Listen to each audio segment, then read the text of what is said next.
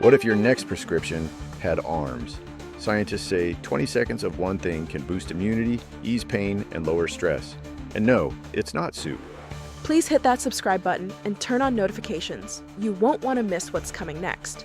Check the description for trusted sponsors and ways to support the show. True story. Hayes and I have a favorite pastime, couch cuddles. Turns out our guilty pleasure might be the most effective therapy we didn't know we weren't paying for. Here's something that might surprise you. Science shows that a 20-second cuddle releases enough feel-good chemicals to measurably improve your health for the next 24 hours. But most of us aren't getting nearly enough of this natural medicine. That's such a fascinating way to think about it. Cuddling as a form of preventive healthcare.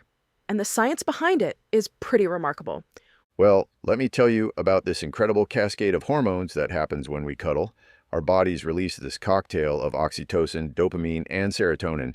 Scientists actually call oxytocin the cuddle chemical because of how powerfully it affects us.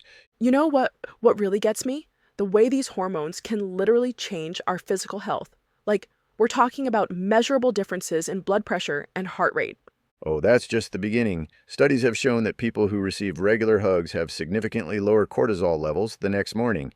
It's like getting a stress vaccination through touch. That makes me wonder about all those cultures where physical affection is more normalized compared to our somewhat touch-averse society. That's exactly what researchers have been studying.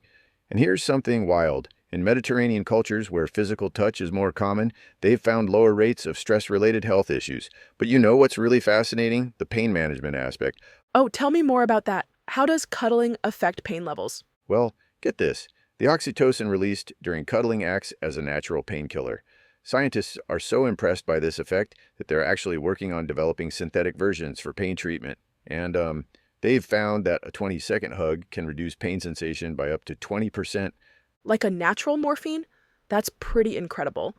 And I imagine there must be some evolutionary reason behind all this. You're right on the money there. So historically, humans slept in groups for warmth and protection. Our bodies developed these chemical responses to touch as a way to reinforce social bonds and keep the group together. It's like we're hardwired for cuddles. That really puts our modern sleeping arrangements in perspective. No wonder so many people have trouble sleeping alone. And speaking of sleep, research shows that cuddling before bed can increase your REM sleep by up to 30%. The oxytocin release helps quiet down our stress response system, making it easier to fall into deep sleep. Well, that explains why weighted blankets have become so popular. People are trying to recreate that feeling of security. Exactly, though here's something interesting. While weighted blankets can help, they don't quite match the benefits of human touch. The research shows that skin-to-skin contact triggers a much stronger oxytocin response than pressure alone. So what you're saying is, we can't really hack our way around the need for human connection. Not entirely, but you know what's fascinating? Even petting animals can trigger some of these same responses. Studies show that just 10 minutes of petting a dog can lower cortisol levels by about 5%. That explains why therapy animals can be so effective in hospitals and nursing homes. Absolutely right. And here's something really interesting about that. Hospitals that have implemented cuddle therapy programs for premature babies have seen incredible results. We're talking about 25% faster weight gain and 50% shorter hospital stays. Those numbers are amazing, though I imagine the benefits must vary depending on who's doing the touching, right? You've hit on something crucial there. The research shows that touch from someone we trust creates a much stronger oxytocin response than touch from a stranger. It's like our bodies have this built-in authentication system. That makes perfect sense from an evolutionary standpoint. We'd need to be able to distinguish between safe touch and potential threats. Exactly, and here's where it gets really interesting. Regular hugging can actually help train our nervous systems to better distinguish between safe and unsafe touch. It's like building up our emotional immune system.